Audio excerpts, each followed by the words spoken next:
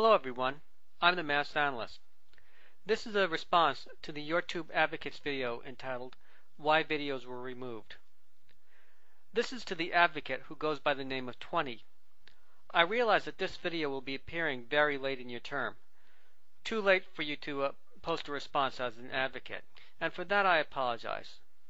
But it's taken me a fair amount of time to put this video together, and I think there are things that I have to say even if you don't have a chance to respond. Perhaps Just Allen will allow you to post a video response to the YouTube Advocates channel even though your term is expired. Now, in your video, you explained that you had to remove your videos out of fear that YouTube would suspend the YouTube Advocate channel as a result of a false flagging campaign. It's perfectly obvious that you had nothing in your videos that could be legitimately construed as a violation of the community guidelines or the terms of service. That the YouTube Advocate would fear being suspended as a result of false flagging is a damning commentary about the way YouTube is being run. Take a look at the YouTube's community guidelines. Look under the section labeled, We enforce these guidelines. Here's what YouTube has to say about flagging.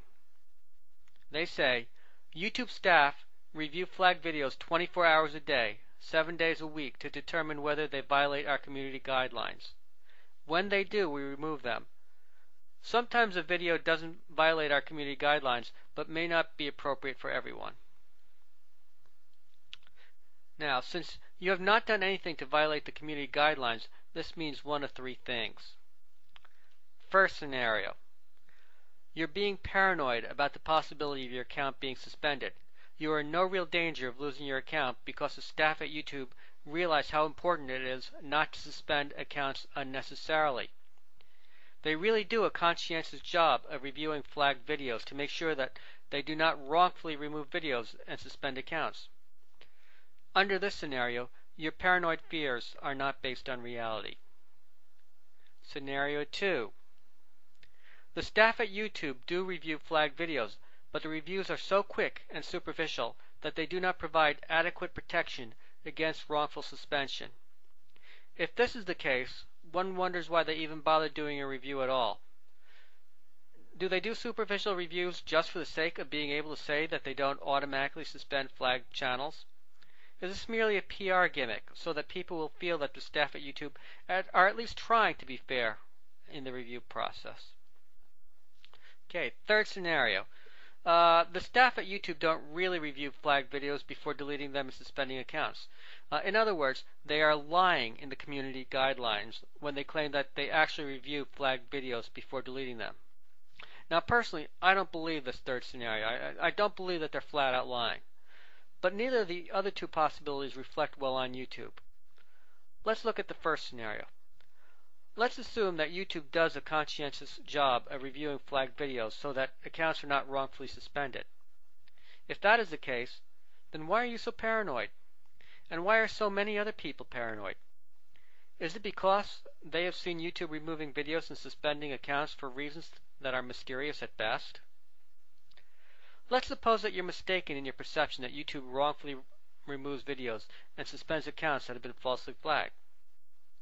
If you are mistaken in your belief, at least you have some consolation in knowing that you are not alone.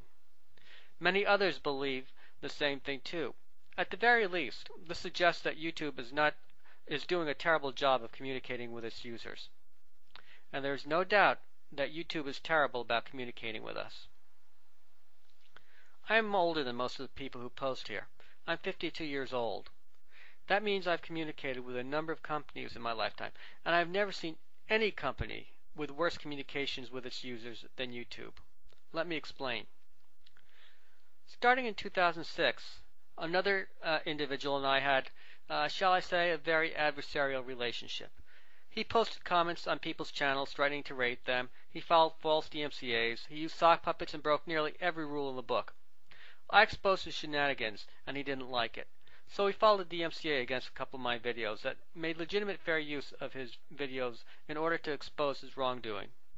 And he posted a video in which he made a veiled death threat against me. About 5 months after he posted his veiled death threat, he filed a totally bogus DMCA against me for a video that he had no copyright interest in whatsoever. Now YouTube knew that this guy was a bad boy because they had suspended him time after time after time, and yet they honored his totally bogus DMCA and suspended my account. So I wrote to YouTube to inform them that I did not want to file a counter notice because I would have to sign my name and address to the counter notice, and they in turn would turn this information over to the person who made death threats against me, a veiled death threat against me. I'm going to post a link in the sidebar to a copy of my correspondence with YouTube's copyright office. I encourage everyone to read it, but for those who don't want to take the time to read it, here's the Reader's Digest version of it. They basically ignored what I said and told me I had to file a counter notice to get my account back. This was despite the fact that I could prove that the final DMCA against my account was totally bogus. There was something very special about the last video that they removed that got me suspended. Other people had posted copies of this video on their channels, and I begged YouTube to watch the video. If they had done so, they would have seen that it was made by Firefly515, and about 3 minutes into the video, he was begging everyone to repost the video to their channels. It was obvious that I had permission of the copyright owner to post the video, and it was obvious that had they taken 3 minutes to investigate, they would have known that the DMCA was bogus. But no. YouTube in effect told me that if I wanted my channel back, I would have to file a counter notice and give my docs to someone who had made a threat against me. To their credit, though, I must state that they did give me back my account without my having to file a counter notice. It took them 4 months to do so. 4 months to do what should have taken them no more than a day or two. And when they did restore my account, did they send me an email apologizing for wrongfully suspending me? Of course not. In fact, they didn't even send me an email notifying me that my account has been restored. I found out that my account was restored when another YouTube user sent me a PM, or rather an email, and told me that he saw my videos were back up again. Now, my correspondence with YouTube occurred back in the good old days of late 2007 and early 2008. YouTube is even worse today. Back then, they actually provided you with an email address where you could send them messages. Now, if you want to send them a message, you can only do so if you can find a very difficult to find form, and the text box that they allow that they have on the form is only 350 characters long. Now, this isn't enough space to protest an improper video removal or suspension. In fact, if your account has been suspended, YouTube's policy is that you can't even open a new account. So if you do open a new account, just try to, in order to just send YouTube a PM, well, you're violating the terms of service, and they could make your account suspension permanent. This suggests one of two possibilities. Number one, either the staff at YouTube believes that they never make mistakes and that they never wrongfully suspend accounts, or number two, they realize that they make errors and that accounts get wrongfully suspended sometimes, and they just don't care. And even if you do get through to them, they're seldom helpful. I've heard of many YouTubers who have written to YouTube asking them why their videos were pulled, and YouTube just sends them a standard form letter telling them to look at the TOS and the community guidelines. This is most unhelpful because the terms of service and guidelines are ambiguous, and they could be used to suspend anyone for almost any reason. There are no clear lines of demarcation, and the guidelines seem to be enforced differently for different people. For example, take a look at the video called Poop in a Cup by YouTube partner Charles Trippy, and I'll post a link in the sidebar to this video. Okay, pretty strong stuff. Now, let me read you part of the community guidelines. YouTube is not a shock site. Don't post gross out videos of accidents, dead bodies, or similar things intended to shock or disgust. Does anyone really think that Charles Trippy's video complies with the guidelines? If an ordinary YouTuber were to make a video like this, do you think YouTube would remove it and put up a strike against his account? Why is that video still up? Is it possible that YouTube doesn't know about it?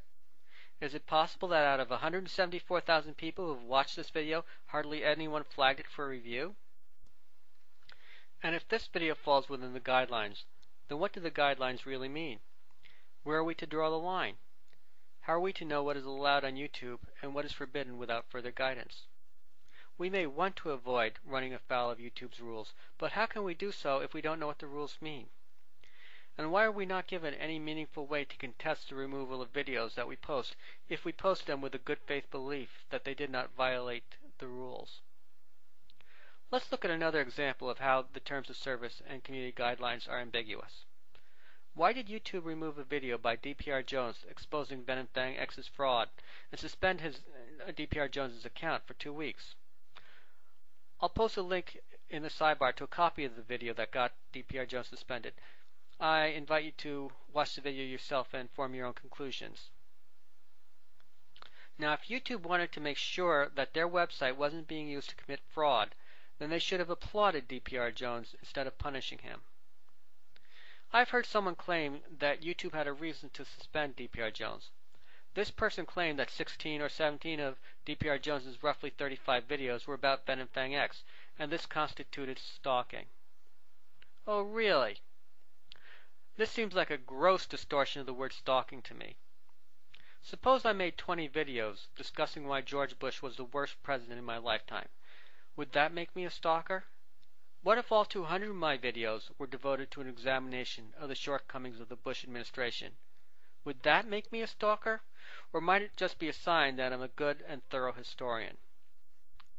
The fact is, some YouTubers attract a lot of attention because they act outrageously on YouTube. If YouTube wants to define stalking by the number of videos that you post about someone else, then they should spell it out in their terms of service. We shouldn't have to guess about these things, and if they don't want us to expose the fraud and abuse of others, then they should spell that out as well. Perhaps they should change their name from YouTube to the Scam Protection Zone. So far, I've only discussed the most benevolent interpretation for YouTube's actions.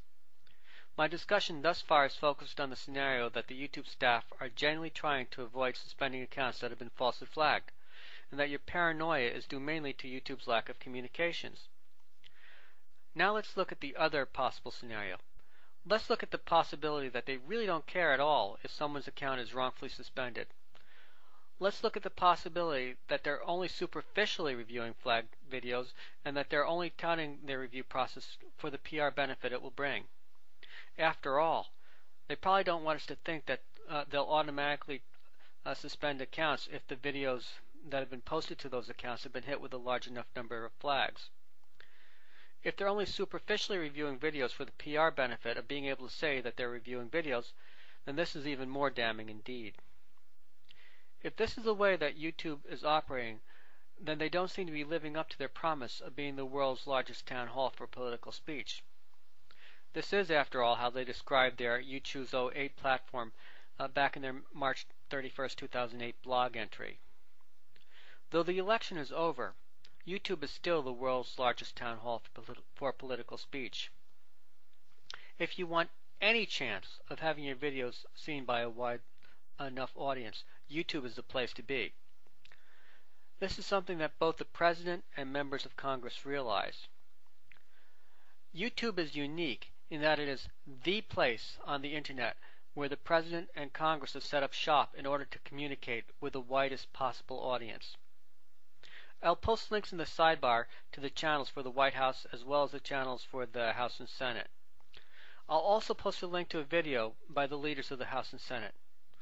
I want you to watch this. This video is very important, so please make sure you watch it.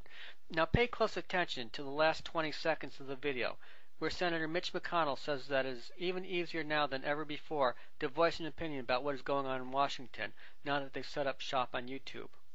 And pay very close attention to Congressman John Boehner, who invited us all to share our videos and comments with them. Clearly, our congressional representatives want us to be able to communicate with them through YouTube. As far as I know, if you wanted to address your representatives in an open letter in video format, YouTube is the place you have to be. This places a special moral obligation on YouTube not to suspend accounts unnecessarily.